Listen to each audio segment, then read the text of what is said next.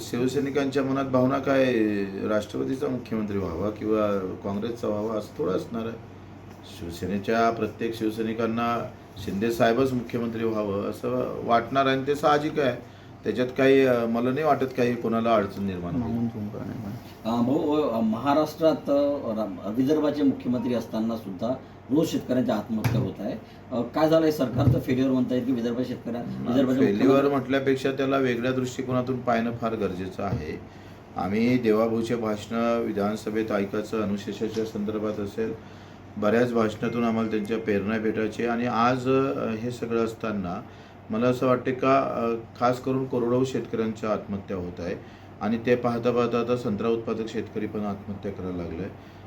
विदर्भातली ओळखच संत्रा होती आणि ते पुसल्या जाऊ नये याचाही विचार खरं तर सरकारनं केला पाहिजे आणि देवाभाऊ मुख्यमंत्री असताना किमान त्यांच्या काळात या विदर्भातल्या आत्महत्या नष्ट होईल, त्या थांबेल ह्या अपेक्षा आहे आणि त्यांनी त्याच्यासाठी पावलं उचलले ते पण अधिक सक्षमपणे पावलं उचलले पाहिजे. हो, नुकत्याच झालेल्या काही शासकीय कार्यक्रमात एकनाथजी शिंदे यांचं नाव जे नाव नव्हतं पत्रिकेवर, त्यांचं नाव डावललं गेलं.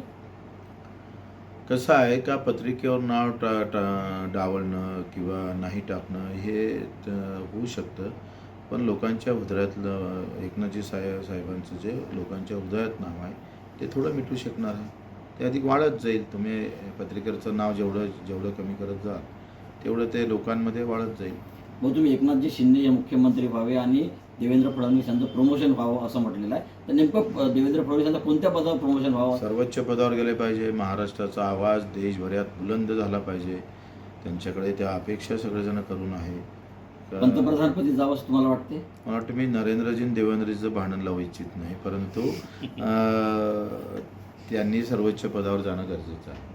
भाऊ, नुकतेच आता राज्यसभेची जी निवडणुकीसाठी लगबग सुरू आहे, या निवडणुकीमध्ये नवनीत राणा यांनी राष्ट्रवादी काँग्रेसच्या कोट्यातून आपल्या राज्यसभेची उमेदवारी मिळावी असा प्रयत्न केला, तर मात्र अखेर ते उमेदवारी जे ते राजेंद्र जैन यांना मिळालेली आहे.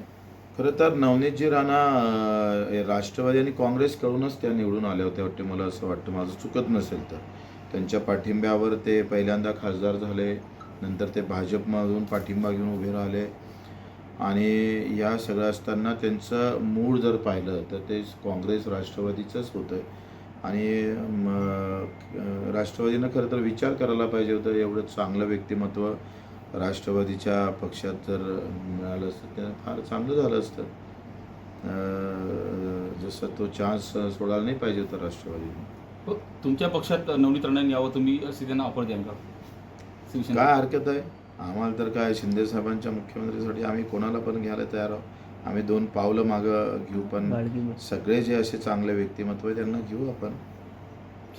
लाडके गोंदिया भंडारा तुम्ही वक्तव्य केले की लाडक्या बहिणीचे पैसे मिळत नसल्यामुळे आंदोलनाचा इशारा जो आहे तुम्ही सरकारला दिलेला आहे, सरकारमध्ये असून सुद्धा. मला एक सांगा, सरकारमध्ये असून आहे म्हणजे तुमचं असं म्हणणं आहे सरकारमध्ये आहे आता शेतकऱ्यांना मरू द्या, सरकारमध्ये आहे आता घरकुलं थांबू द्या, सरकारमध्ये आहे आता सगळे पगार थांबले, काही बोलू नका, चूप राहा, तुम्ही सरकारमध्ये आहे, हा कुठला प्रकार आहे?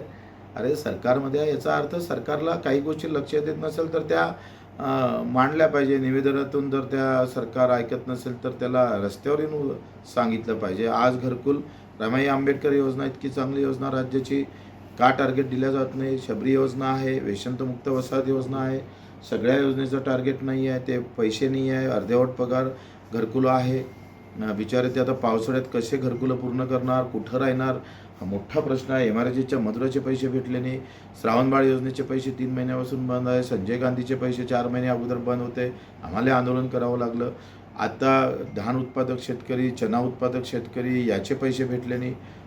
तोंडावर आता तुम्ही सांगतोय त्याचं पेरणी आहे, मग त्याच्यासाठी आम्ही 30 जून तारीख दिली. 30 जूनपर्यंत जर प्रशासनावर यानं लक्ष घातलं नाही तर 1 जुलैला आम्ही कलेक्टर ऑफिस घेणार गोंदियाचं. भाऊ, शेवटचा प्रश्न. राज्याचे गृहमंत्री मुख्यमंत्री आहे, मात्र गेल्या काही दिवसांपासून जर आपण बघितलं तर मोठ्या प्रमाणात गुन्हेगारी वाढत आहे. हत्येचं प्रकरण नागपुरात वाढत आहे, अमरावतीमध्ये वाढत आहे आणि सोबत जर बघितलं तर बुलढाण्यामध्ये एक मृत्यूची घटना घडली की ती मुलगी तिचा खून झाला नसताना तिच्या आईवडिलाला खुनाच्या प्रकरणात पोलिसांनी अटक केली होती. खरं तर महाराष्ट्राच्या पोलिसांची एक वेगळी ओळख होती आणि ते आता पुसल्या जाऊ नये याच्यासाठी खरं तर काम होणं गरजेचं आहे. मुलगी मरणच पावली नाही, पण आईवडिलाला तिच्या खुनाबद्दल अटक होणं हा मोठा शर्मिंदाची गोष्ट आहे. एखाद्या पिक्चरमध्ये दाखवले जाणार नाही असा सीन जर इथं घडत असेल, अशा घटना प्रत्यक्षात घडत असेल तर हे दुर्दैवाची गोष्ट आहे. मला वाटते देवा बहुत सक्षम आहे आणि या सगळ्या गोष्टीकडे लक्ष घालेल. नाही, यामुळे विरोधक म्हणतात की गृहमंत्रीपद हे वेगळ्या व्यक्तीकडे असावं. आता विरोधकांचं मत आहे, काय बोलणार, त्यांना त्यांच्या काळात काय चांगलं होतं ते पाहिलं पाहिजे ना.